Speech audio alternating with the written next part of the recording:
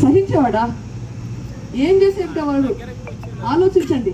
ఇది జరిగింటే ఏం చేసిండేవారు చేసిన వాళ్ళని ఆలోచించండి. నేను చెప్పాల్సిన పనిలా మీ ఊరికి వదిలేస్తాను.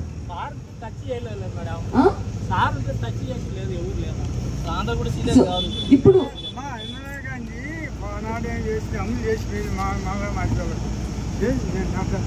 చేసి పోయిన తర్వాత నేను ఆయన మాకందరికి అందరికి పాస్బుక్లు ఇచ్చినారు, కానీ భూములు ఎక్కడున్నాయో తెలియడం లేదు. భూములు లేవు. పాస్బుక్లు అయితే వచ్చినాయి, భూములు లేవు. వివేకం సార్ అయితే అందరికి పాస్బుక్లు తెప్పించినాడు,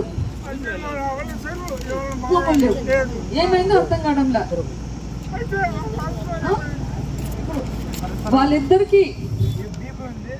వాళ్ళిద్దరికి అన్యాయం జరిగింది.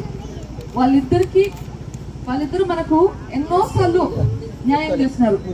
ఇప్పుడు వాళ్ళకి న్యాయం చేసే బాధ్యత మనకుంది, అవకాశం ఉంది. బాధ్యత ఉంది, అవకాశం ఉంది. మామూలు పెద్దోళ్ళకి మేమేం చేస్తామో అనుకుంటాం, కానీ ఇక్కడ మనకు అవకాశం ఉంది. అవకాశం ఎట్లా వచ్చింది? మనము ఓటు హక్కు ఉపయోగించి ఆ అవకాశాన్ని వాడుకోవాలి. ఒక పక్కనేమో నిందితుడు ఉన్నాడు, ఒక పక్కనేమో మన కోసం న్యాయానికి పోరాడే షర్మిలమ్మ ఉంది. వైఎస్ రాజశేఖర రెడ్డి గారి బిడ్డ షర్మిలమ్మ ఉంది. మరి నిందితులకు ఓటేస్తారా, షర్మిలమ్మకు ఓటేస్తారా, న్యాయానికి ఓటేస్తారా? న్యాయానికి ఓటేస్తే, షర్మిలమ్మకు ఓటేస్తే మనకు రెండు లాభాలు. ఒకటి, న్యాయం జరుగుతుంది. వివేకం సార్కు, రాజశేఖర్ సార్కు న్యాయం జరుగుతుంది. రెండోది, వాళ్ళ ఆత్మ ఎంత క్షోభిస్తుంటుందో ఆలోచించండి. వాళ్ళకి ఆత్మశాంతి కూడా కలుగుతుంది. రాజశేఖర్ సార్కు, వివేకం సార్కు ఆత్మశాంతి కలగాలంటే మనము ఈ ఒక్క పని చేయాలా? వాళ్ళు మనకి ఎన్నిసార్లు ఎన్ని పనులు చేసి పెట్టారు. వాళ్ళ కోసం మనం ఈ ఒక్క పని చేయలేమా? ఒక్క పని చేస్తే వాళ్ళకి రెండు మేలులు జరుగుతాయి. న్యాయం జరుగుతుంది, ఆత్మశాంతి కలుగుతుంది.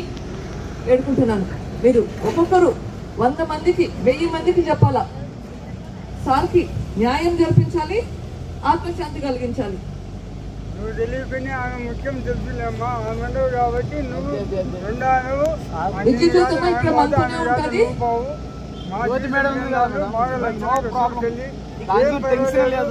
నీ కత్తికి ఎదురు లేదు.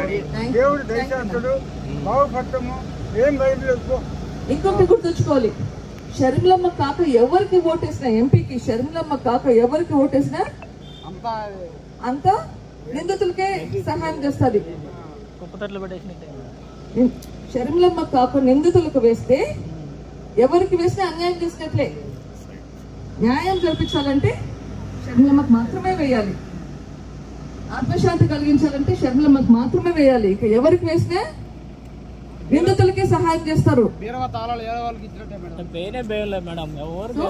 దయచేసి ఈ ఓటు అన్ని షర్మిలమ్మకు వేయాలి. జై హింద్.